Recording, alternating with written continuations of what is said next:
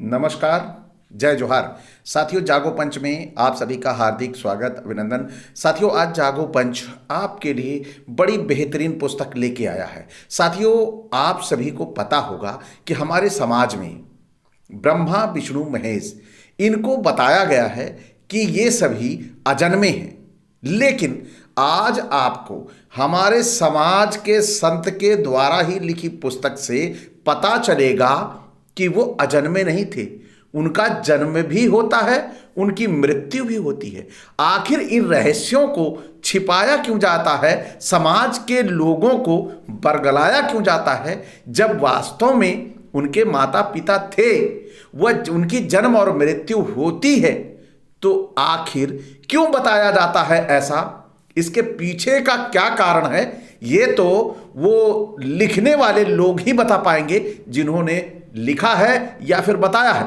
लेकिन मैं आज एक ऐसी पुस्तक लेके आपके सामने आया हूं कि आप सभी स्वयं पढ़ते भी रहेंगे, साथ साथ आप सभी ये जानेंगे कि हमारे समाज में संतों ने, साधुओं ने और बड़े बड़े मठाधीशों ने कैसे भोली भाली जनता को गुमराह करने का भी काम किया है। यानी जो जन्मे हैं उनको बता दिया उन्होंने जन्म ही नहीं लिया। यहां पर बता दिया कि ब्रह्मा जी नाभि से निकले विष्णु जी की। तो इस तरह की बहुत सारी बातें तो आपने सुनी होंगी, और नहीं सुनी होंगी तो ग्रंथों को पढ़ना शुरू करिए। आप सभी दंग रह जाएंगे कि वास्तव में ये ग्रंथकार क्या लिख बैठे हैं। इतनी अनाप शनाप बातें, जो ईश्वर के जन्म की बातें कर रहे हैं। ईश्वर ऐसे जन्मा, ईश्वर के बारे में बता रहे हैं जो स्वयं सर्वशक्तिमान है, जिसको आप ईश्वर भी कह रहे हो, और उसके जन्मने की मरने की बातें भी कर रहे हो। ये वाकई ही हास्यास्पद है। तो साथियों, मैं चलता हूं समय न गंवाते हुए संत रामपाल की पुस्तक श्रीमद् भागवत गीता गहरी नजर गीता में, यानी कि इनकी जो नजर गहरी है, अनुवादकर्ता संत रामपाल दास महाराज कबीरपंथी ये पुस्तक लिख रहे हैं, जिसका अनुवाद करता है। तो साथियों, मैं आपको लेके चलता हूं। तो जो गहरी नजर गीता में ये 200 रुपए की पुस्तक है, लेकिन ये इनका धर्मार्थ मूल्य जो है 50 रुपया, यानी कि लोग इस पुस्तक को पढ़ें तो ये सस्ते में भी उपलब्ध करवा रहे हैं। तो ये सतलोक आश्रम इसके प्रकाशक हैं, और बहुत सारे नंबर डिस्प्ले दिखाई दे रहे होंगे आपको। आप इन नंबरों पर जाके बात भी कर सकते हैं कि क्या वास्तव में आपने ऐसा लिख दिया है।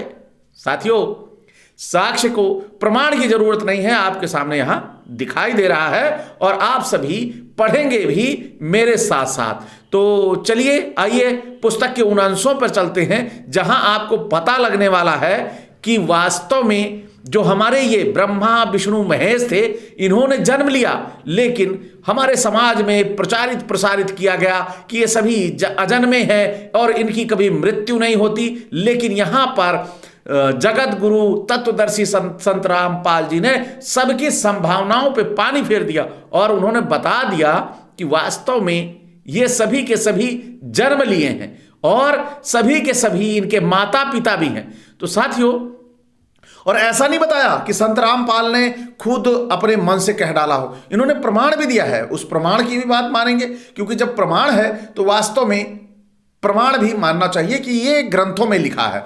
तो इन्होंने जो ये प्रमाण दिया है, क्या दिया है? श्री देवी महापुराण के 3 स्कंद के अध्याय 4-5 पृष्ठ 138 की संबंधित प्रकरण की फोटोकॉपी, यानी कि फोटोकॉपी लगाई है। ये जो आप ऊपर का हिस्सा देख रहे हैं ना, ऊपर का हिस्सा, ये फोटोकॉपी भी लगाई। इन्होंने इसको नहीं लिखा, इसमें लिखा हुआ है, पेज साफ साफ आपको दिखाई दे रहा है, पेज नंबर 138। संक्षिप्त देवी भागवत भी दिखाई दे रहा है, और 3 स्कंद भी आपको दिख रहा है। मतलब कुछ छिपा नहीं है। संत रामपाल जी को पता था कि अगर मैं अपने आप इन शब्दों को व्यक्त कर दूंगा तो निश्चित तौर पर प्रहार होगा, क्योंकि हमारे समाज में पढ़ने वालों की संख्या बहुत कम है। जैसे ही सुनते हैं कि ये बात बोली गई है, तुरंत भावना आहत होगी। इसके बारे में फैक्ट चेक नहीं करेंगे कि आखिर वास्तव में ऐसा बोला गया तो क्या सच में उस ग्रंथ में लिखा होगा। अरे भाई, आपको ढूंढना चाहिए, प्रयासरत होना चाहिए। जब शिक्षा प्राप्त की है तो खोजो।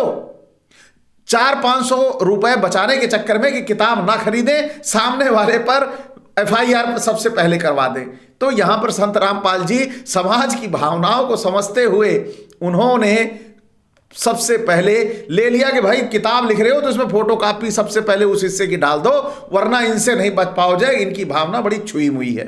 आइए देखते हैं क्या कह रहे हैं। लिखा है, सूर्य जगत को प्रकाशित करता है, तुम शुद्ध स्वरूपा हो, यह सारा संसार तुम्ही से उद्भासित हो रहा है।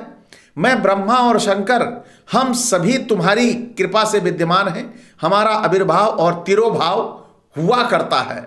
आविर्भाव माने पैदा होना और तिरोभाव मतलब खत्म हो जाना, ये हुआ करता है। केवल तुम ही नित्य हो, जगत जननी हो, प्रकृति और सनातनी देवी हो। ये मैं नहीं लिख रहा, ये संत रामपाल भी नहीं लिख रहे, ये साक्षात देवी पुराण के अंश है। अब देखिए, भगवान शंकर बोले, देवी यदि महाभाग विष्णु तुम ही से प्रकट हुए हैं। ये क्या कह रहे हैं? भगवान शंकर बोले, देवी यदि महाभाग विष्णु तुम ही से प्रकट हुए हैं तो उनके बाद उत्पन्न होने वाले ब्रह्मा भी तुम्हारे ही बालक हुए। फिर मैं तमोगुणी लीला करने वाला शंकर क्या तुम्हारी संतान नहीं हुआ? तो अर्थात मुझे भी उत्पन्न करने वाली तुम ही हो। शिवे संपूर्ण संसार की सृष्टि करने में तुम बहुत चतुर हो। तो साथियों, स्पष्ट हो गया कि इनको पैदा करने में किसी स्त्री का हाथ है, कोई महिला है। लेकिन यहां सब बताते हैं, जितने भी ग्रंथकार हैं सबने बता दिया है कि ये सब ऐसे ही संपन्न हो गए। कोई अंडा बन गया, कोई अंडे से पैदा हो गया, ऐसे ऐसे करके वो, और नाभि से पैदा बता दिया ब्रह्मा को। तो ये सारी चीजें जो गड़बड़ कर रखी हैं, इसी से हमारे समाज में ये हमारे जो लोग हैं, हमारे समाज के जो लोग हैं, अगर इन ग्रंथों को पढ़े, किसी का जन्म किसी तरीके से दिखाया है, किसी का जन्म किसी तरीके से दिखाया हुआ है, तो भी इससे क्या होगा भाई? हमें अपनी जो धर्म है हमारा, उस पर कैसे विश्वास टिकेगा? हमें लगेगा कि वास्तव में कोई बेवकूफ हमको बना रहा है, कोई हमको ठग रहा है, तो ऐसा प्रतीत होगा। तो हमें जो जन्म की प्रक्रिया है, किस चाहे जो भी देवी देवता हो, उसके जन्म की प्रक्रिया एक होनी चाहिए। अनेकों प्रक्रियाएं भ्रमित करती हैं, हमारे धर्म का ह्रास होता है, हमारे धर्म पे बाहर के लोग उंगली उठाते हैं और हम अपने आप को प्रमाणित नहीं कर पाते कि वास्तव में हम सत्य हैं। इसके पीछे की बातों को समझना होगा। लेकिन संत रामपाल जी ने पूरा प्रयास किया है, इसमें दिखाया है, बताया है, पूरी तरह से साबित करने का प्रयास किया है कि ये तीनों देवी देवता जो मतलब देवता हैं, ये तीनों पैदा हुए हैं और मरते हैं, और प्रमाण सहित देवी जो पुराण है उसकी प्रति छाप के तो लिखा है उन्होंने। यह फोटो कॉपी श्री देवी पुराण की है। इसमें श्री विष्णु जी स्वयं स्वीकार कर रहे हैं कि मेरा यानी विष्णु का, श्री ब्रह्मा का तथा शिव का आविर्भाव यानी जन्म तथा तिरोभाव यानी मरण होता है। इसी फोटो कॉपी में यह प्रमाणित है कि इन तीनों को जन्म देने वाली भी देवी दुर्गा यानी अष्टांगी हैं। हिंदू धर्म के अज्ञानी धर्मगुरु कहते हैं कि इनके कोई माता पिता नहीं है। इस प्रकार की अनेक मिथ्या कथाएं शास्त्रों के विपरीत बताकर इन अज्ञानियों ने हिंदू समाज का बेड़ा गर्क कर रखा है। वास्तव में रामपाल जी की बातों में दम है, क्योंकि अगर सच सच बताया जाएगा तो वास्तव में हमें कहीं नीचा देखने को नहीं मिलेगा, जबकि वास्तव में ग्रंथों में लिखा गया है। लेकिन ये जो आज के हमारे जो धर्मांध गुरु हैं, धर्मांध का जो ठेका लिए हुए हैं, ये ग्रंथ पढ़े नहीं हैं। ये चुपचाप माथे में तिलक लगाए और भगवा रंग का कपड़ा पहने निकल पड़े, चलो भैया हम ये जो समाज में सीधे साधे लोग हैं इनको भगवान का नाम लेके उल्लू बनाया जाए। आइए देख लीजिए, इन्होंने प्रमाण सहित लिख दिया है।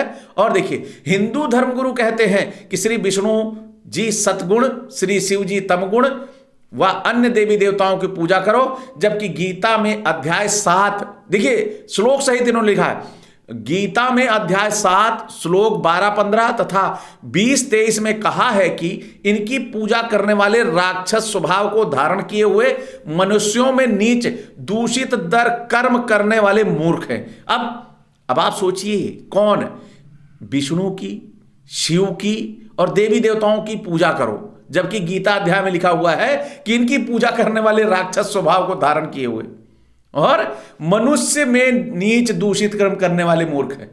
यानी हम लोगों को मूर्ख का है, यानी कि हम जो भी ब्रह्मा विष्णु शिव की पूजा कर रहे हैं, ये गीता में लिखा है कि ये मूर्ख है। अब आप देखिए, अब अब बात ना समझ पाए हमारे लोग तो वो संत रामपाल जी को टोंट कसने लग जाएंगे कि आखिर ये आपने लिख डाला, आपने गलत लिखा है। वास्तव में वो भी तो बिना पढ़े हुए गीता को यहां थोड़ी लाके श्लोक डाल दिया होगा, कुछ तो प्रमाण इन्होंने जब दिया है तो उसमें कुछ तो साक्ष्य होगा। फिर आगे देखिए क्या लिखा है, हिंदू धर्मगुरु श्री ब्रह्मा, श्री विष्णु तथा श्री शिव जी को ईश यानी सर्व के स्वामी बताते हैं, जबकि शिव महापुराण में विद्येश्वर संहिता भाग 1 पृष्ठ 17-18 अध्याय 9-10 में स्पष्ट है कि सदाशिव यानी काल ब्रह्म श्री ब्रह्मा जी, श्री विष्णु जी, श्री शिव जी के पिताजी हैं, जो गीता अध्याय 11 श्लोक 32 में कह रहा है कि मैं काल हूं। उसने कहा कि मैं काल हूं, वही काल इन तीनों का पिता है।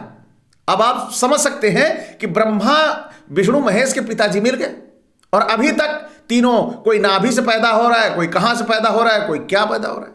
अब आपको पता चल गया होगा इन तीनों लोगों के पिता भी हैं और माता भी हैं, और ये जन्मते भी हैं और ये मरते भी हैं, ऐसा दिखा दिया है। लेकिन हमारे समाज के ये बाबा पता नहीं क्या क्या बता डालते हैं। फिर आइए आगे चलते हैं, क्योंकि बहुत सारी इन्होंने उदाहरण दिए हैं, उन उदाहरणों को भी प्रमाणों को भी देख लीजिए। देखें, उसने विद्येश्वर संहिता भाग 1 के पृष्ठ 17 पर आपस में लड़ रहे ब्रह्मा जी तथा विष्णु जी के मध्य में तेजोमय स्तंभ खड़ा करके उनका युद्ध बंद करवाया था। कहा था कि तुम अपने को संसार का ईश स्वामी यानी कह रहे हो, इस बात पर लड़ रहे हो, तुम ईश नहीं हो, तुम भगवान नहीं हो, यानी प्रभु नहीं हो, यह सब मेरा है। मेरा एक ओम मंत्र भक्ति का है जो पंच अव्ययों से एकीभूत होकर यानी आ उ म नाद तथा बिंदु से मिलकर एक ओम बना है। गीता अध्याय 8 श्लोक 13 में भी इसी ने श्री कृष्ण में प्रेतवत प्रवेश करके गीता ज्ञान कहा था और उसमें कहा था कि मुझ ब्रह्म का केवल एक ओम अक्षर है, उच्चारण करके स्मरण करो। तो साथियों, आप सभी ने यहां पर देखा कि किस प्रकार से हमें ये बताया गया, हमारे समाज में ये कहा गया कि जो ब्रह्मा विष्णु महेश हैं उनके माता पिता नहीं है, वो सब अजन्मे हैं। मतलब वो नेचर, मतलब जो ईश्वर है वो खुद स्वयं में ईश्वर हैं, उनको बनाने वाला कोई नहीं है, उनको पैदा करने वाला कोई नहीं है। लेकिन यहाँ पर आप देख सकते हैं उनकी माँ भी मिल गई, उनके पिता भी मिल गए। लेकिन जो हमारे समाज के ये जो मठा जो बड़े बड़े बाल रखा लेते हैं, बड़ी बड़ी दाढ़ी रख लेते हैं और माथे पे यूं त्रिपुंड लगा के तिलक सारा लगा के आ जाएंगे, वो सब क्या क्या बताते रहते हैं और किताबों में क्या क्या लिखा है। वास्तव में ये केवल एक व्यवसाय बन गया है उनका कि लोगों के भावनाओं से, लोगों को आस्था और विश्वास के नाम पर उनके साथ छल प्रपंच करके अपना समृद्ध जीवन जीते हैं और मनमर्जी वाला जीवन जीते हैं जो आपसे छिपा नहीं है। आज सारे के सारे बाबाओं को उठा लीजिए जिनके आप प्रवचन टीवी पर देखते हैं, कोई भी अगर 25 लाख की नीचे की गाड़ी से चलता हो तो मैं आगे से समाज में ऐसे वीडियो बनाने बंद कर दूंगा और मैं जिस बाबा की आप कहोगे खुद उसकी गुलामी करूंगा। तो आप समझ सकते हैं जिसने हम लोगों को इस अंधविश्वास और पाखंड में डालने का काम किया है वह हमारे साथ हमारे संविधान का साफ साफ मान कर रहा है, क्योंकि संविधान में लिखा हुआ है कि अंधविश्वास और पाखंडों का समावेश करने वाला व्यक्ति अपराधी होता है। तो साथियों, आज का ये वीडियो कि ब्रह्मा विष्णु महेश के भी माँ बाप हैं, आपको कैसा लगा? ये खोज बड़ी ही उपयोगी है हमारे समाज के लिए, क्योंकि यहीं से, इसी रास्ते से आपको बेवकूफ बनाया जाता है। तो ऐसे वीडियो और देखने के लिए आप जागो पंच को ज्यादा से ज्यादा शेयर करिए कि जिससे हमारा हौसला बढ़े और आपको सच्ची बातें लाकर देते रहें। इसी के साथ आपसे विदा, नमस्कार, जय जोहार।